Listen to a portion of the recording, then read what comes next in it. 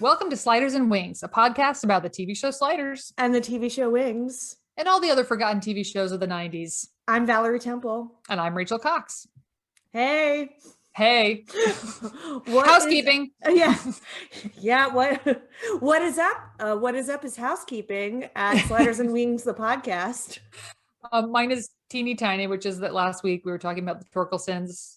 No, 2 weeks ago it was the Torkelsons. I mentioned my friend Kristen, who is from Tulsa, and she confirmed that people in rural Oklahoma do talk like that. Okay. Oh, that's nice to know. That's it. That's it. All right. Well, my housekeeping it's not even really housekeeping. It's just a fact about Alicia Witt that I wanted to mention that I forgot to bring up last week. So did you know that Alicia Witt used to date Ben Folds of Ben Folds 5? Yeah. And at the time they were dating, he had already been married 4 times. So if they had gotten married, Alicia Witt would have been Ben Folds' 5. I needed to say that to you guys. So that's it. Shocked that he's been married 4 times. He's now the Zsa Zsa Gabor of alt rock. Can you imagine? He has since gotten married a 5th time. I'm mixing him up. He's not that old. But who's the guy that married? Who's the other Ben someone who married Ione Skye? Ben Lee. Ben Lee. Similar music. Yeah. And then there was a Ben Harper. Ben Harper married Laura Dern. Lots of musician Bens out there getting some action. Okay. So this week we're here to talk about VR.5, and we have a special guest, Naomi Brito. Welcome, Naomi. Thank you. Hi, Naomi. Hi. Can you please tell us about your personal history with this TV show? So TV in my household was highly regulated. I was only allowed half an hour of TV a week until the X-Files came on, and I was so excited to watch it, and my dad turned it off halfway through. And I was so rude. It was so devastating, and he felt really bad about it. So the following week, the quota was up to an hour a week, so I could watch. Because you were so pathetic. Please. Yeah, I sobbed hysterically in my room the entire night. We have a small house, so it just made everyone miserable. So I've always loved sci-fi. What if you just watched the second half of the X-Files? I know. He's like, I taped it the for middle you. half. 9:15 to 9:45. Which is honestly how I watch TV now anyway. You're like, that's enough. I'll catch up tomorrow. But yeah, VR.5 was intended, from what I understand, to kind of ride the success of the X-Files. Much like Sliders was. It was in the Sliders time slot. 8:00 on Friday before X-Files. So what we're talking about is a show that was not as successful as Sliders, is what the show we're talking about tonight. Nowhere near. Yeah, this lasted 10 episodes. They filmed 13. They only showed 10. Always a good sign. Apparently it was recently released in Europe somewhere in 2014 and developed a small cult following. So I don't know how. Were you into the show, Naomi? The half hour of it you could watch? No, I was so into it. I don't know how I found out about it, but from the jump I was like, this has all of it. I definitely thought that was Daryl Hannah until recently. Yeah. I like her sort of pseudo-platonic companion who is like Pauly Shore and Sully from Dr. Quinn Medicine Woman.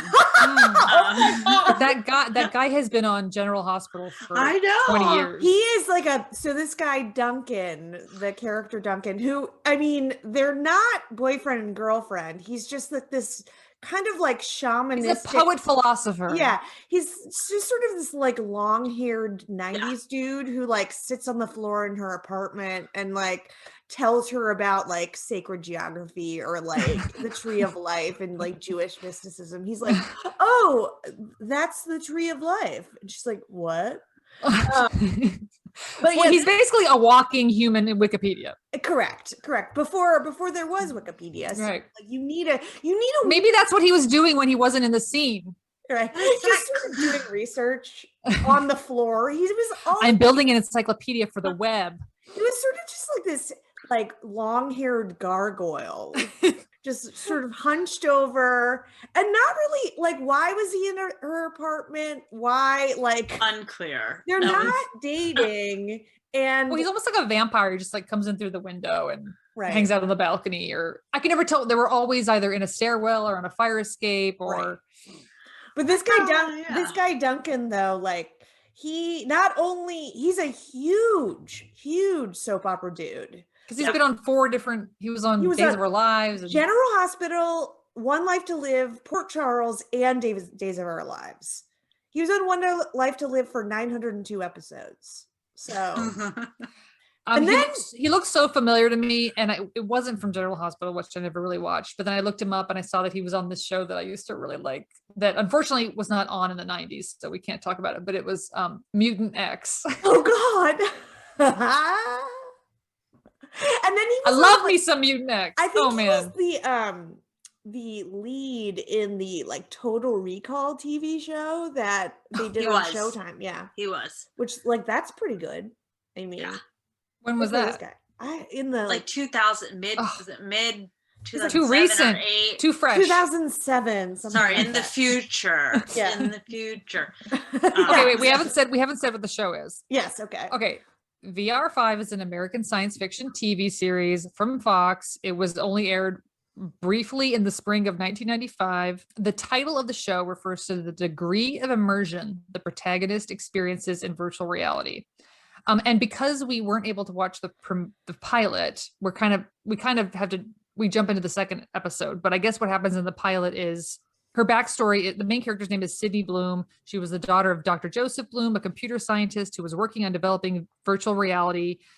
Her father and her sister, who I think was her twin, they died in a car. This is relevant because it comes up a lot during the show. A lot.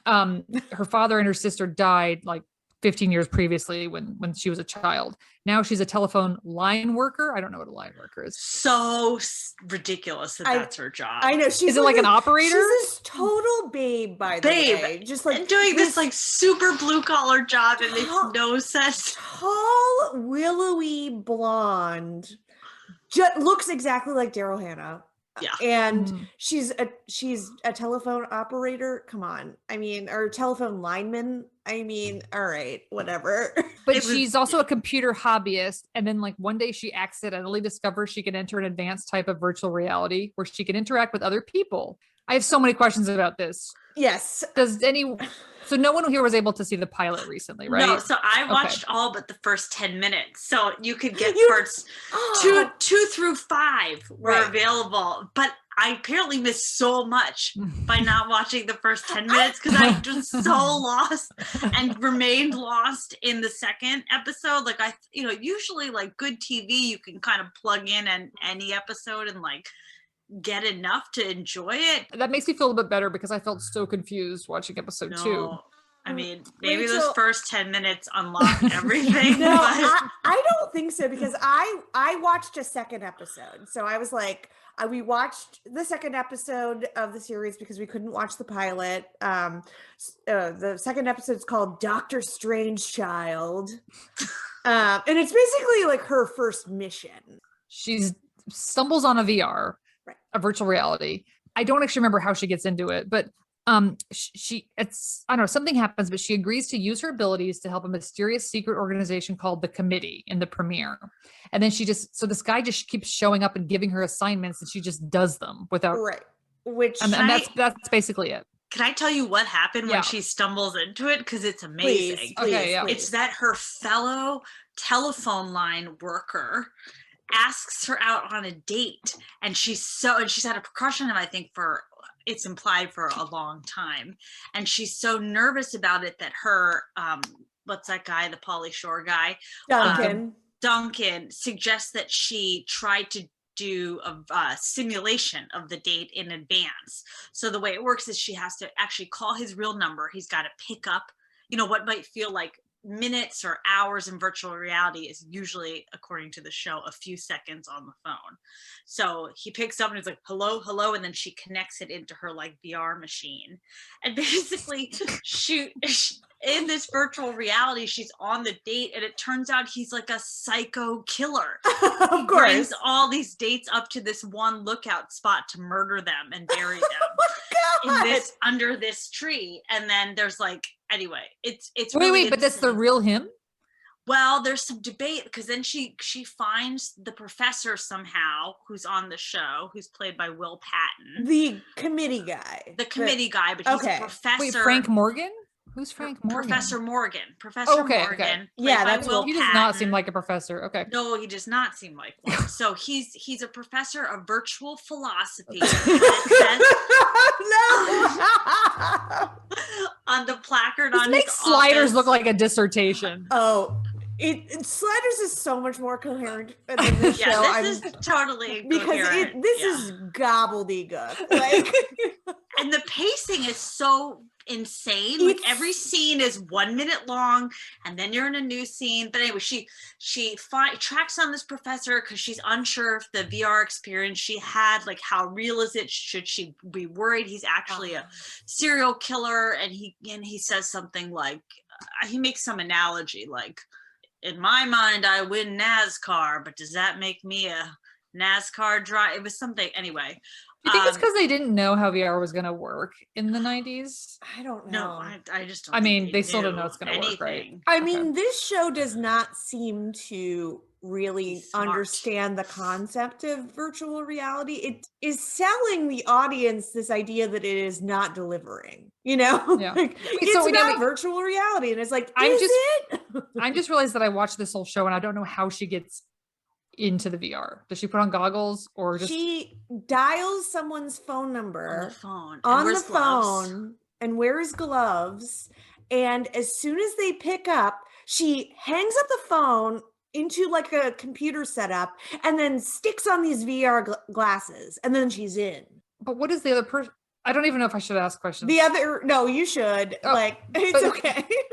Because the But other person why does has it- no memory of Yeah. the VR experience, but she does. Right. But she's in, it sort of assumes she's in their head. I think so. Or I'm in not a- sure. Okay, well, that makes sense in the context of this second episode that we watched. I mean, so the whole plot.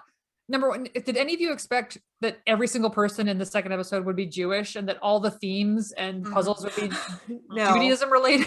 No, not at all. I Not didn't at know all. anyone knew about I didn't know anyone knew about it till Madonna. I thought Yeah. Madonna introduced like This- Jewish mysticism to yeah. the pop culture. VR.5 was At cutting large. edge on many levels. So But basically, there's some super genius teenage kid who is working for a government agency, and he goes rogue. And they come to Sydney, and they're asking her to try to find him because I guess he has some sensitive information, and if he's crazy, then that's at risk. So they need her to bring him back. And so and okay, this totally luckily- reminded me of the episode of Seinfeld with Vincent's Picks. Do you guys remember that episode? Yes, I remember Vincent's No. Picks. Yeah. Elaine gets obsessed with this guy who works at the video store named Vincent because she always likes his movies, and He's she like- starts like bringing him food and like talking to him on the phone, and they develop a relationship, and then it turns out he's 16. Yeah. He asked her to like bring him vodka, and his mother's like, "What are you doing bringing vodka to my house?" My favorite part is For she's Vincent. like she's wearing a necklace of like a piece of a VCR. She said, "Did he give you part of our VCR?" And she takes the necklace off. She She's goes, like, "There you go." like, she's like in her 30s, like giving this like piece of a VCR back to a mother. She falls in love with him based on his picks, on Yes, his his recommendations, staff picks. his Yes. staff recommendations, which is a very Oh god, funny that was idea. a good episode. That's Okay. a good episode. So this reminded me of that because she's an adult woman and he's a kid, and she's like trying to identify with him And get into his head, and well, she does but get into his okay, head. but the VR world is like purple and green and day glow, and like that's how you can tell that you're there, and it looks like a psychedelic Salvador Dali painting. It kind looks of. They like painted on black and white film. So Yeah. apparently it was it's a very expensive no process. 1.5 million. Each episode cost $1.5 million. Oh, I forgot. I've got two people with film degrees here that can. No, Wikipedia. Two people on baby. Wikipedia. That's right. So that's $1.5 million in 1995 money, baby. That's so much money. So they got canceled real quick. Right, because I'm sure they were like, the viewers aren't there, and this costs so much money. It's not worth it. The style of it is so weird because it feels like they are inside a screensaver to me. But in the reality of the reason why she is being asked to do all this stuff, which makes no sense because she has no idea she's just like a random person. They're like, hey, can you help us find this super genius that's in this, find out where he is using all these clues. She's the only one that can get into the VR. Yeah, she has no skills. She doesn't even know how she gets in there. Right, she has no skills, but besides being able to be in that environment, because apparently it's so intense that it can kill people. Because I watched a second episode and I was like, wait, whoa, you're jumping way ahead. It kills Will Patton is racked with guilt because 6 people have died trying to use VR.5. So she's the only one who can withstand the intensity, but she actually has no skills besides that. So okay, it's so weird. Yeah. What to me was frustrating about it is that it felt like the cliff notes of a much more interesting show. Yes. It could have been so cool. It had a lot of the bells and whistles, but every scene was so short. Nothing is explained. Nothing goes deep enough. And I was just watching it again. I'm so mad because I'm like, this could be super cool. And the actors are honestly, it's a pretty good TV cast. Except I think so. I don't think Laurie Singer's that good. I'm super into her. Do you know she was the youngest student ever at Juilliard? I saw that. And does that mean that she graduated high school super early too? At 14 she started Juilliard.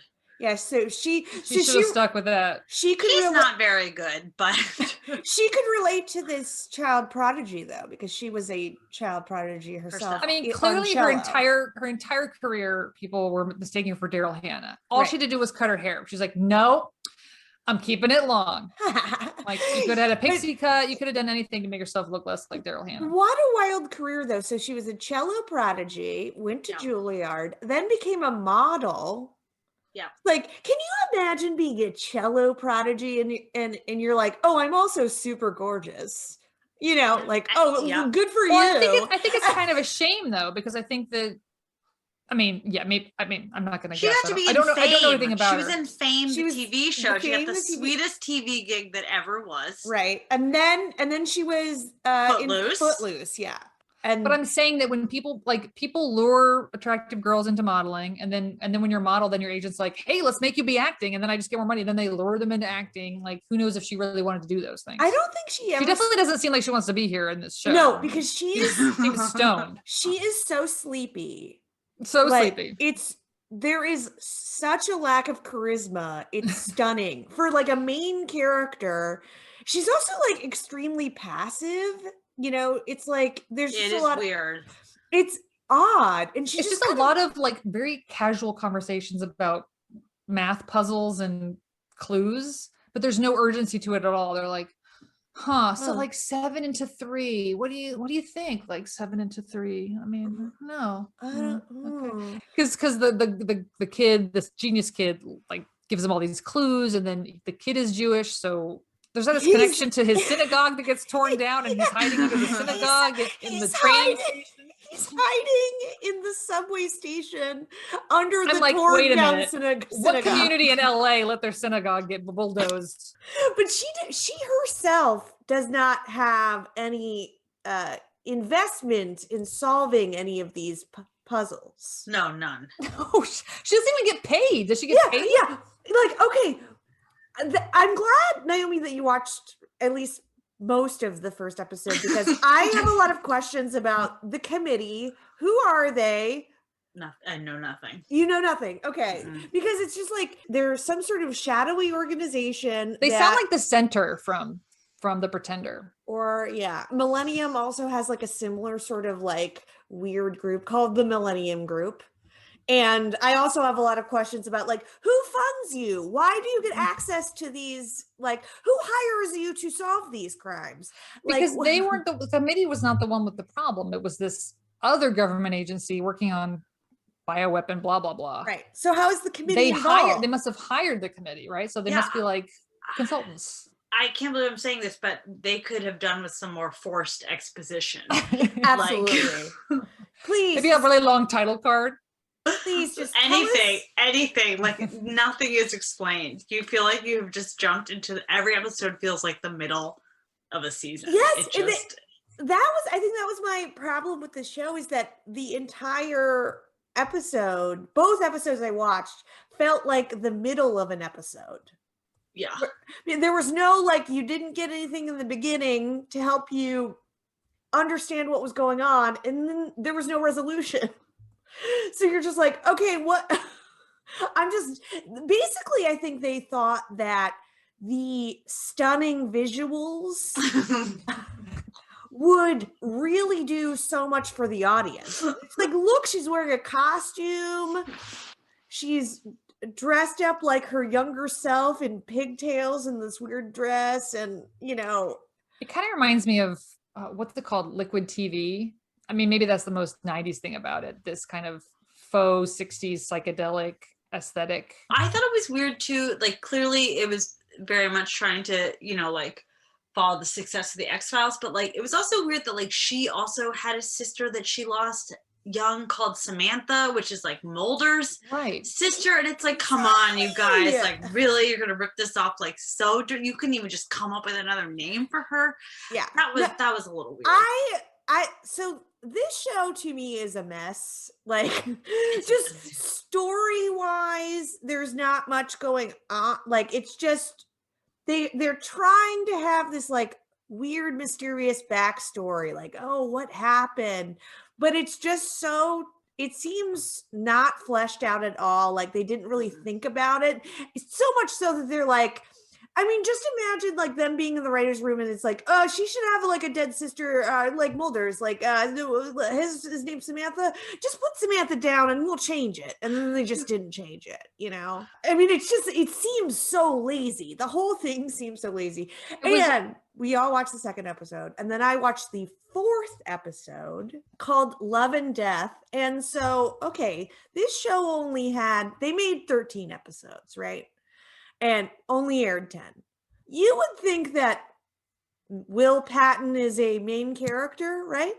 Would you think that Will Patton probably, in the way that they presented him as a character, would make it all the way through the 10 episodes? Yes. He doesn't. They murder him. What? In episode 4? In episode 4. So it just seems like they wanted, they like Or for Game of Thrones. Yeah. Do you think he wanted off the show? He was like, get me off this. I think they were like just trying to retool it while it was on the air. They were like, he was like the smoking man of the show, or right. Who's So the other guy? Then they just replaced him with a different contact for the committee, and that was played by the guy who was Rupert Giles on Buffy. Oh right, yeah, he was on the he was mentioned as like a main cast, but we never got to that point. Yeah, that's because, but it's just like, how weird to have like, I mean, it's not a big cast, you know, and so, and he seems like a main guy, and then like the way they kill him is so strange. He's just stabbed on the street, and there's this weird song playing, and it's like slow-mo, and like it's so awkwardly like blocked that it just looks like crap. What's her assignment in episode 4? So there's this guy who in the beginning, his family are blown up in a car. Like there's a car bombing or car explosion, and his family dies. And for some reason, she is enlisted to get inside this guy's head to see what happened, or like figure out what's going on with him. It's never really clear, but then he is also revealed to be like a psycho murderer. And then it's not really VR5, it's like Inception kind of, like going in someone's And then this guy Subconscious. ends up murdering Will Patton. Not that But I truly like, I don't think I'm a dumb person, but I could not follow it. No, it doesn't make it. It's kind of like bad fan fiction. It's almost Yeah. like bad X-Files. But you know who's in the pilot for like 10 minutes? Is Penn from Penn and Teller. He plays her landlord. That's great. The landlord is mentioned in the second Remember wasn't he in Hackers? Oh, was he? Yeah, he plays like that might be the most 90s thing of this show. Penn and Teller. Yes, very much so. Okay, what else? What do you guys think was the most 90s about the show? I mean, it was very flannels, 90s. A lot of flannels tied at the waist. Right. I think Loft space, that's very 90s. Everything that was flashing on her computers in her loft space. It was just the worst GeoCities style like websites that she was like typing into and like looking up. When she connects into the VR, she goes down a tunnel that looks just like the tunnel from Sliders. Yes. There's no outside world. Like that's what's weird too, is that they don't even like build up the outside world at all. Like, you don't really see. You're in like 4 spaces per episode. That's kind of it, and they're very generic. Which is why it's so weird that her friend Duncan is always hanging around, because it's like they haven't established why they even know each other. So it's like, is he coming over to borrow like a cup of flour? Like, what is Duncan doing there? VR.5 makes Sliders look like Breaking Bad. Do we have anything for accent corner? Nothing. I mean, Lori Singer's accent's kind of strange, but I think it might just be the way she talks. I was thinking that maybe there was a long range plan for the show where it would turn out that her father had programmed her as a child, and that was why she was able to do it. I mean, why else was her father? Why is his backstory that he's a computer scientist? I think you're kind of right, Rachel, but like, I don't think it was a long range plan, because that is part of what happens in episode 4, when Will Patton dies. He's like, when he's dying, he's like, I've got a file, download the file. She goes and downloads this file, and it's like telling her about her dad, who was like a pioneer in VR. He worked on VR too. So that's how long ago that was, you know. And so like she's downloading this file and like reading about her dad and like some stuff, but then the file starts to get corrupted, but it's like a 90s style where not in a way that a file would get corrupted. It's just like some words start disappearing as if it's Ghostwriter, you know. And she's like touching the computer screen. She's like, no, like trying to catch the like words that are disappearing. So it is like hinted at that there's something more with her dad, and that might be why she is so good at being VR person, like being in that environment. I watched it and I wasn't really paying full attention when I watched it, and then it was so hard to follow, and I thought I should really watch it again before we record the podcast, and I just could not bring myself to do it. That's why I watched a second episode, because I was like, all right, I feel like I like didn't know how to take it. I was like, do I like this or not like this? Like, I couldn't even, there wasn't enough to it for me to even make a judgment. So I was like, I'm gonna watch the second episode. That's why I watched more too, because I was like, I was like, it has to be better than this. Maybe I'm missing something. So I'll watch a second episode, and then I watched the second episode, and then that was when I was mad. I was like, no, this show is terrible. This is garbage. But you know what? I never was bored. The pacing, there's something about the pacing. I was bored in the second one. Oh man, I somehow I just feel like nothing was happening. Yeah, nothing was happening. No, but I don't know. I kept pace. It kept me. Like, the stakes were so weird. It's like, who cares about any of this? And like, and also like, when you can't even understand why they're doing anything that they're doing, it doesn't matter to you. You're like, like, I don't even understand why they need to find this kid, or like why Sydney cares. Well, it definitely seems like, you know, X-Files was successful, and there were there's a whole slew of imitators. I mean, what else? How were that imitators? industry works. I mean, that's how the Yeah. movie industry works, TV works. But Like with Game of Thrones now, all those, The Witcher, they just try to bring up everything that's similar. Okay, but I'm so excited about my Mad magazine because I have a great one. Okay, so Mad magazine titles, go for it. VCR5. Ah, that's good. And she works in a VCR repair shop. Okay, so I was really stumped for a Mad Magazine parody title for this show because VR5 just seems like impossible to pun on. But so I have to credit Aaron with coming up with these because I just couldn't. But his entries are PU5 and VR5 and dime. It's good. All I can good. think of right now, because I'm not good at this, is VR sigh. Yay! Well, that more encapsulates the tone of the show. Yeah, it's just very, very sleepy, tired, just which I have to sort of VR or die. And she's like a hippie by the side of the road and it's saying VR or die. And then she's a hitchhiker and she's like, and they're both got long hair. That's good. Duncan is like holding up a sign that says, we'll hack for food or something. It's a real, not everything that's bad is so bad it's good. A lot of things are just bad. Exactly. Yeah. I was really excited to watch this show because VR5 is just like, oh yeah, like it kind of like lives in my memory as like such a weird oddity. And I love the idea of virtual reality. I mean, that was to me just virtual reality itself is the most 90s thing because that was like the first wave of that. I remember when like VR came back like a couple years ago, like VR is back. And I was like, didn't we already do this? Like, remember when, because like virtual reality, like in Disclosure, do you remember Disclosure? I remember it, but I don't remember VR5 from it. Oh, there's a whole virtual reality scene in it, and you look it up on YouTube because it What about Virtuosity? Virtuosity, I just got that from the library and watched it. It is incredible.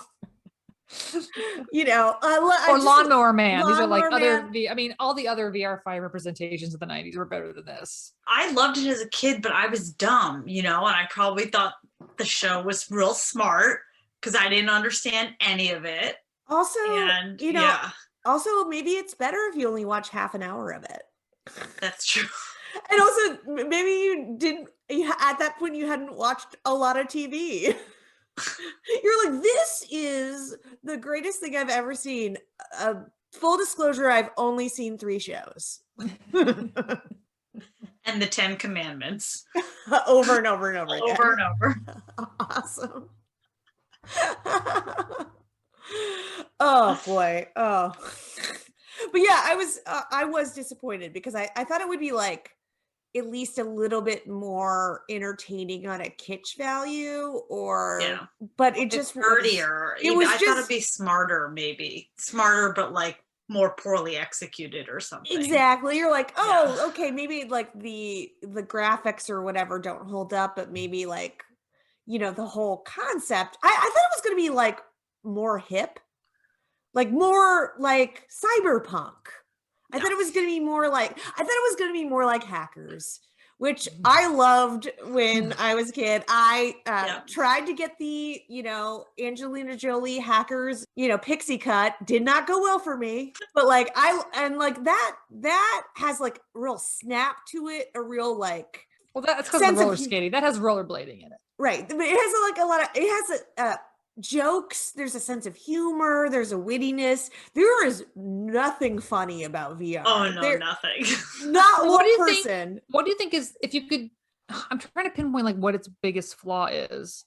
There's so many. There's too many to count. It's just, I think laziness. I think the way you put it, Val, it's like, it's so lazy. It's so lazy. Yeah. Like just everything about it is lazy. And like, like down to, it's like the storytelling's lazy, just the whole world building is lazy. So and yeah, then, maybe it was actually half-assed in production. And then there's just like a lazy approach to just like the acting.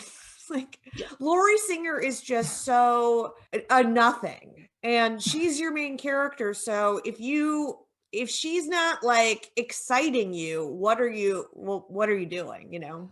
The moment that was the most memorable for me in the second episode was when she tries to go in the first time to find this kid who I can't remember his name, and Fisher. Yeah. And she said he tried to kill me, but it's in the VR. I don't know. He like pushed her off a mountain or something. Mm-hmm. And then Will the Patton? Committee guy, he comes to her and he's like, did you do it? What happened? And she's like, you know what? I'm not going to do it. Like, he tried to kill me. I can't handle this. And I felt for a moment like, yeah, she shouldn't do it. It like doesn't sound like she wants to do it. Like it just was that a moment where it just sounded like, yes, not a good idea to pursue this any longer. Well, and like there is nothing keeping her from just making that decision. Like it's not like there's no blackmail, there's no money. Like, it's not like she's Dana Scully and she works for the FBI, and if she doesn't solve this case, she might get in trouble at her job. Like does she get paychecks from the committee? No. So what happens in the pilot is that, so to go way back to her thinking that this guy she's going to go on a date with is a serial killer, she goes on the date. He then tries to murder her, and Will Patton shows up to rescue her from the committee. Oh wow! And she gets in, like it makes no sense that he knows that she's where she is. She gets in a car with him. He says, "I'm with a group of people called the committee, and you're one of us now." And that's like literally that's what he says, and she's just like, "Okay, okay, you owe me." All right. Like he's like, you're in this thing now. And she's like, I guess I don't ask questions. And like, you're going to get $100 a week. And like what I don't get is like, how does she know that the committee aren't bad guys? I was wondering that too. Like, how does she know that they're not using her for their own purpose? Like it seems like she has asked no questions. But there's a point when in the second episode when she's the good guy, she's the ethical one. This kid is still a teenager, and he's like basically there's almost pressure on him, and he went nuts, and she wants him to have a more of a normal life. So she goes to, I don't know, the head of that government agency that makes weapons or something, and says, "Tell you what, I'll give you the code and you let him go." And I'm like, okay, he's just gonna murder you. Like he's literally just gonna murder you. And she's like, why would I do that? And she's like, you get what you want, and then like there's no negative for you. Like there's a positive for you. You get it, and then there's no like it's positive for both people or whatever. I'm like, but these are shadowy government people. Yeah, like what are you? Then you know something about them. Like they're supposed to murder you. She says something like, it's good for him, and it's not a big deal for. She said it's good for him and it's neutral for you. It does no harm to you. It's good for it does me harm to know that you know all this stuff and you're walking around alive. That does me harm. But she goes in to negotiate. She doesn't prepare. Like this is what would have happened if any other hero would have done it. She would have prepared some sort of trick, right? Some sort of like, she would have gathered blackmail on him to make him to do it. She would have, I don't know, she would have come up with something, but she literally just walks in with a proposal, and she's not scared for her life at all. And she's like, hey, will you just let him go or whatever? And it is a very weak proposal. It's just like, I mean, what's the harm? Like, please? Like, please, you know? It's so crazy. It just struck me at the time that this character was not scared to just ask the guy to let him go. And well, he did it, of course. He did it, right? And then she goes to watch him at the park at the end, which is kind of creepy. Oh God, that kid had very 90s hair. He looked familiar, kind of. Yeah, swoop of hair, 90s hair. So thick and luxurious. Yeah. I didn't know he was a kid though until way late in the episode. Because you're never you don't meet him until like 40 minutes in, and so if you missed in the beginning, he's 15. Oh, I missed it. Yeah, I missed it. If you like went to get a drink from the kitchen and you're like, wait, what happened? Oh, I'm lost for the entire episode. But there's a scene when they're in the VR and he looks like, what's the word? A black lion or a tiger. Like he looks like an animal. Oh, yeah, and he's eating the entrails of something. Oh, that's and he's just like disgusting. eating. And I was wondering what the actor When he was looked like eating. Gollum. He was like Gollum. And he's like he's painted blue. And he's wearing like a fur loincloth, and he's got like red paint, like that's supposed to look like blood on his face. And he's gnawing on like an animal. And then later he is straight up just doing animal, like he's sort of pretending to be like a panther or something. He's like, that's so weird. And then she does it back to him, and they have this little like tiger dance. It's so bad. It's so bad.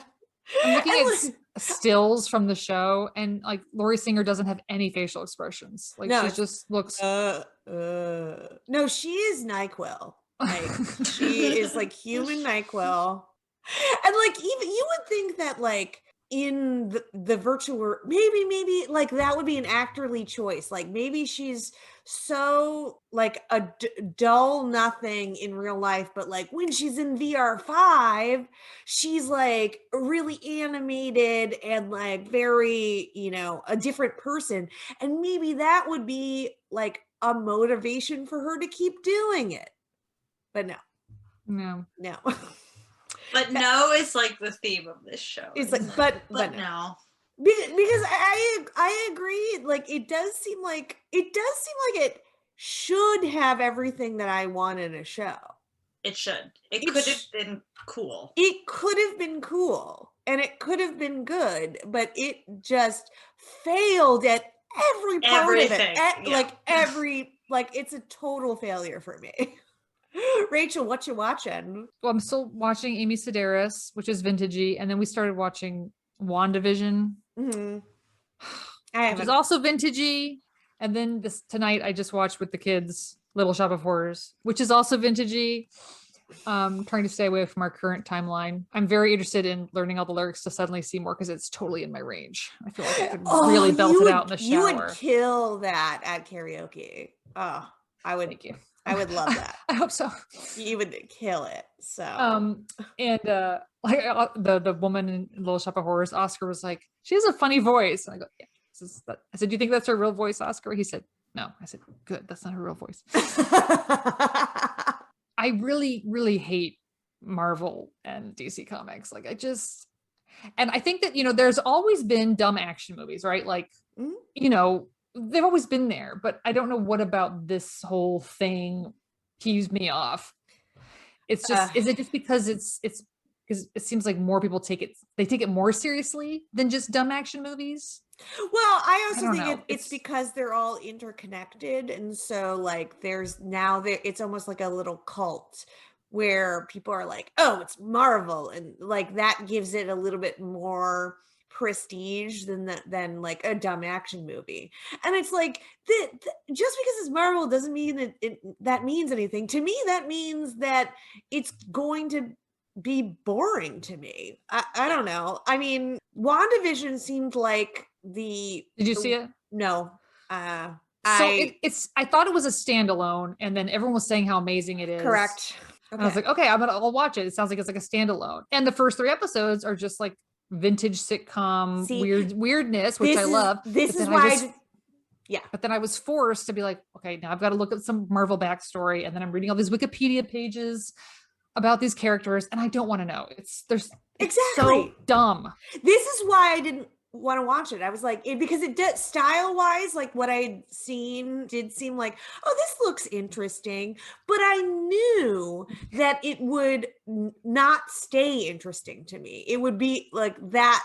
What was interesting to me would be abandoned for all of the boring superhero stuff. So. On episode 4, it starts to peel back, and you see like the Marvel universe, and Greg and I immediately like just started making fun of it so hard we couldn't stop laughing. Like, oh God, Elizabeth Olsen's in it. I think she's one of the worst actresses of all time. I don't think I have like an opinion about her. Oh, I think she's... I mean, I think I only saw her in Martha Mary Marlene or whatever. Marlene. And then she immediately started doing Marvel movies. So I never really. Okay, but when you start reading about what these Marvel movies have been up to, okay.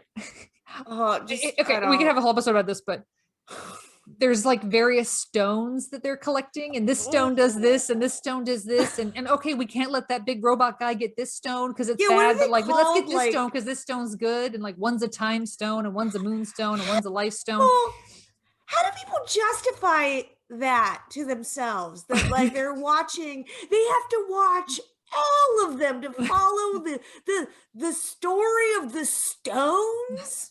Who cares?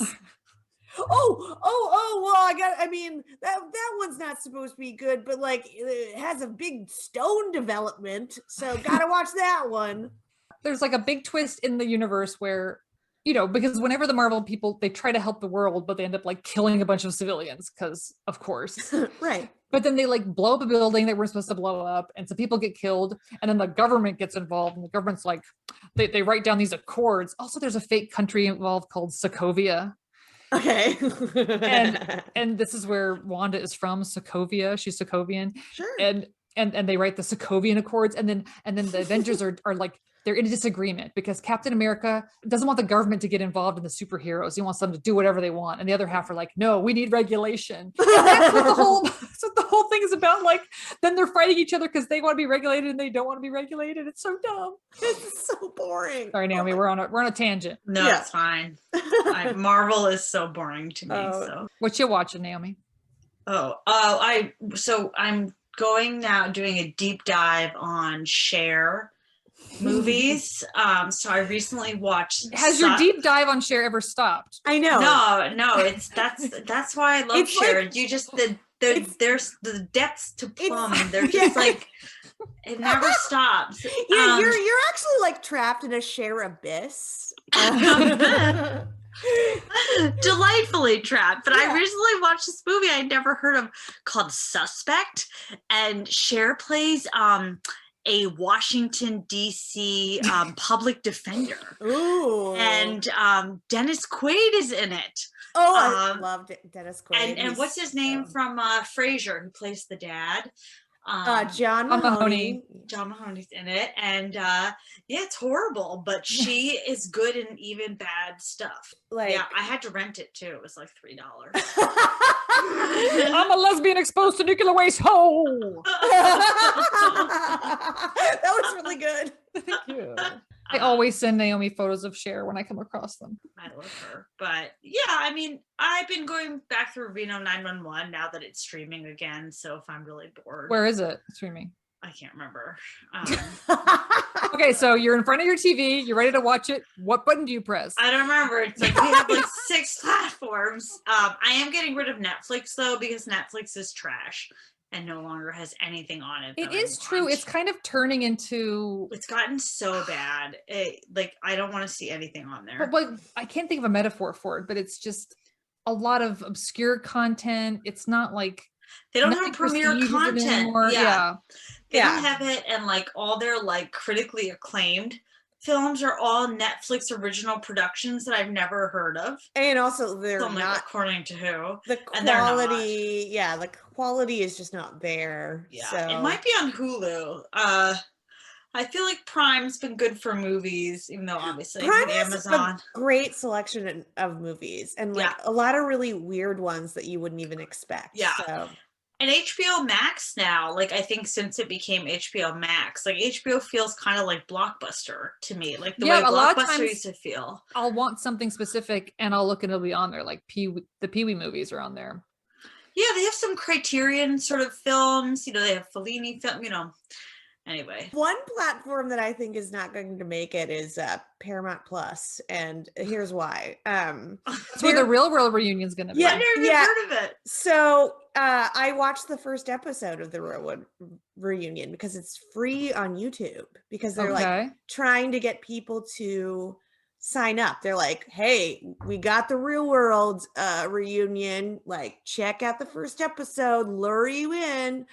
And I watched the first episode and I could not have been more bored. It was terrible. It was, and I was excited to watch it because I watched all of the early seasons of The Real World. They were great. I love They were them. great. The New York season, the first season, it was like super interesting.